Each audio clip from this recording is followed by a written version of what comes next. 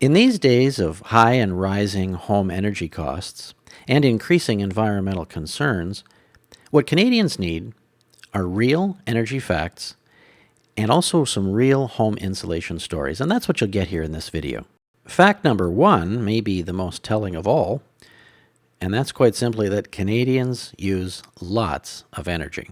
I suppose we could be forgiven for this because we do live in a cold and large country, but facts are still facts, and energy consumption is still energy consumption. So, how much energy do Canadians use? Let's start by looking at some numbers. The average person in Canada uses 320 gigajoules of energy per year. That would be total energy consumption for personal use and industrial use, and the number might not mean so much to you. But let's compare it to some other countries that are also cold. Sweden, for instance.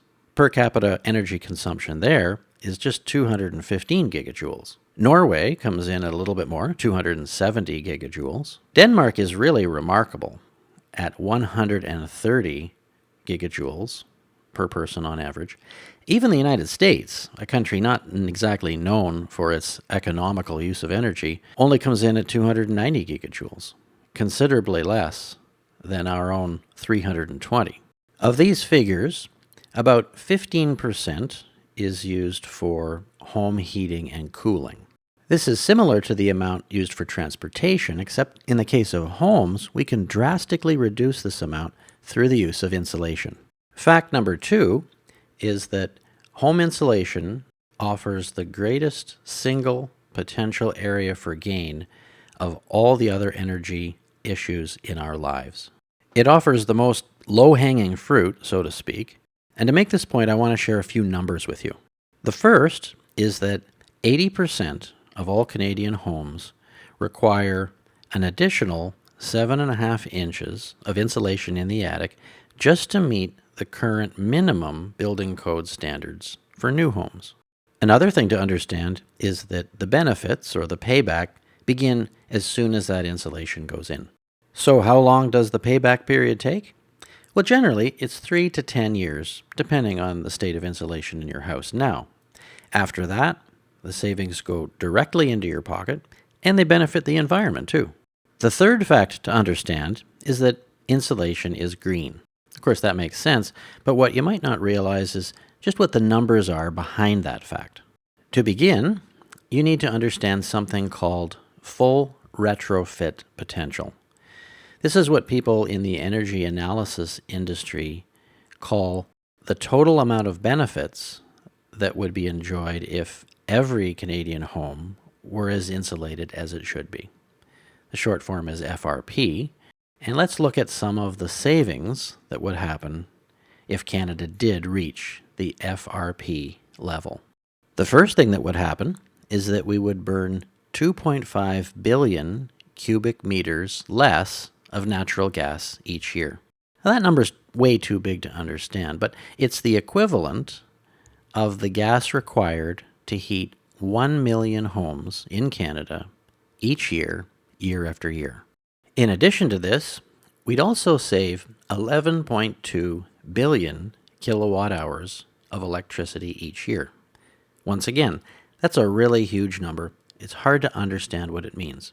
But in real terms, it amounts to 3 million steaming hot 10-minute showers every month for Canadians, month after month after month.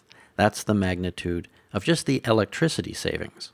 Now, while it's true that not many Canadians heat their homes with oil these days, reaching full retrofit potential in this country would still save 690 million liters of heating oil each year. That amounts to 6,600 railway tanker cars of oil. Fact number 4 is something of a bottom line for most people, and that's simply that home insulation improves lives. Numbers are a vital part of understanding energy realities, but so are human experiences. That's what you're going to get next. 5 simple stories from real live people whose lives have been improved by insulation in their homes.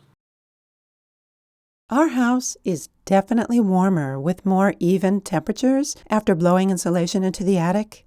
But the most dramatic difference is how much cooler the place is in summer. The house used to be unbearable without central air running constantly. Now, we're comfortable only turning the AC on occasionally, even on super hot days.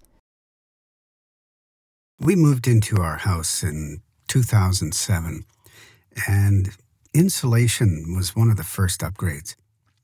I rented a machine to blow loose-filled insulation and put R50 into the attic. The city had rebates for insulation upgrades, so I actually made $350 more than I paid to buy insulation for my whole house. Not only did I notice the heat savings in winter, but my house is much cooler in summer. Our house was built in 1946, and when my husband and I bought it in 2001, we couldn't afford upgrades at first. Since then, we've renovated and insulated one section at a time. Everywhere we've improved insulation, you can feel the difference. When we replaced the roof and added insulation in the attic, the house instantly became warmer in winter and cooler in summer. We bought our home 20 years ago, and the basement was unbearably cold. Nobody would go down there in winter. It was like the entire space was a cold room. I researched the proper way to insulate and did the work myself. My basement is now very cozy, even in winter. It's the place the kids head to when they get home to watch television and play games. As a contractor, I'm always telling clients to put in lots of insulation. Besides the money it saves, insulation makes homes more comfortable. You're always better off spending your money first on insulation before fancier features that don't boost efficiency.